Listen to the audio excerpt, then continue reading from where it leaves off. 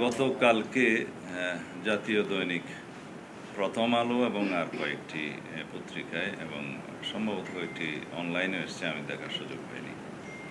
একটি সংবাদ প্রকাশিত হয়েছে যে আমি দীর্ঘ 10 বছর পর আমার নিজ জেলা কক্সবাজারে অবতরণ করলে সেখানে সম্বর্ধনায় আমার দলের পক্ষ থেকে যে সম্বর্ধনা আয়োজন করা হয়েছে সেখানে একটি গাড়ি আমি ব্যবহার করেছি, যে গাড়িটি একটি কোম্পানির, যার নামে সংবাদে লেখা হয়েছে এস আলম কোম্পানির। তো এই বিষয়ে আমাকে জানতে চেয়েছিল নিউজ করার আগে প্রথম আলোরই চট্টগ্রাম ব্যুরোর সাংবাদিক। তা আমি আননোন টেলিফোন, তারপরেও আমি হঠাৎ করে ধরে আমি বলেছি যে আমি কোন গাড়িতে উঠেছি, কোথায় যাব, এর কোনো কিছুই তো আমি ঠিক করতে পারিনি, আমি নিজেই জানতাম। এগুলো জেলা বিএনপির নেতৃবৃন্দ যারা সম্বর্ধনা আয়োজন করেছে তারাই জানত। এখন দীর্ঘ 10 বছর পর আমার নিজ জেলায় যাওয়ার সুযোগ হয়। দলের নেতা কর্মীগণ আমাকে সম্বর্ধনা দিয়ে যে আয়োজন করেছে বিমানবন্দরে এবং কক্সবাজার থেকে আমার নির্বাচনী এলাকা চকরিয়া পেকুয়ার মহাসড়কের বিভিন্ন স্থানে, তাতে লোকে লোকারণ্য হয়ে যায়। কক্সবাজার বিমানবন্দরের যে বিমানবন্দর সড়ক, এখানে কোনো রকমের কোনো গাড়ি ঘোড়া ঢোকার কোনো সুযোগ তখন ছিল না, এত বেশি লোকের সমাগম।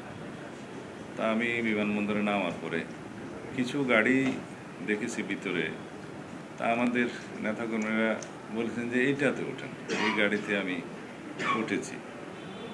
তা এখন সেই গাড়িটি কার, সেই মুহূর্তে আমি তো ওই চিন্তা ভাবনার মধ্যে ছিলাম না, আমি তখন অনেকটা আবেগাপ্লুত ছিলাম। আমার দেশবাসীর ভালোবাসায় সিক্ত হচ্ছিলাম এবং মনের মধ্যে মা বাবার কবর জিয়ারতের বাসনায় মগ্ন ছিলাম। তখন আমার মনের অবস্থা ছিল না যে আমি কোন গাড়িতে, কার গাড়িতে উঠছি ইত্যাদি খোঁজ নেওয়ার। এই সংবাদ প্রকাশ হওয়ার পরে আমি খোঁজ নেওয়ার চেষ্টা করলাম এবং জানতে পারলাম এই গাড়িটা আমার এলাকার এক ছোট ভাই, যে উক্ত কোম্পানিতে বিভিন্ন জমি জমা দেখাশোনার কাজ করে এবং কোম্পানি থেকে তাকে বিভিন্ন সময় ব্যবহারের জন্য এই গাড়িটি দেয়া হয়। সেও অন্য সকলের মতো আমাকে বরণ করার জন্য এয়ারপোর্টে গেছে, তার গাড়িতে করেই গেছে। কারণ সেও জানতো না যে আমি তার গাড়িতে উঠব, আমিও জানতাম না আমি কার গাড়িতে উঠব। এটা জেলা বিএনপির নেতৃবৃন্দ ঠিক করেছে। তো এই অবস্থায় যে সংবাদটা প্রকাশিত হয়েছে তাতে জনমনে কিছু বিভ্রান্ত সৃষ্টি হওয়া স্বাভাবিক। তারপরেও এই একটি পুরাতন গাড়ি সে আমার ছোট ভাই নিয়ে গেছে, সে খুব আনন্দিত যে আমি তার গাড়িতে ছুটতে পেরেছি।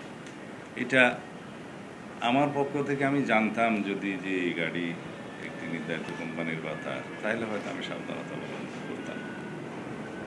তারপরেও আমার এই অসাবধানতা এবং অনিচ্ছাকৃত ভুলের জন্য যদি আমি দেশবাসীর মনে কষ্ট দিয়ে থাকি এবং অনুভূতিতে আঘাত দিয়ে থাকি, সেজন্য আমি দুঃখ প্রকাশ করছি।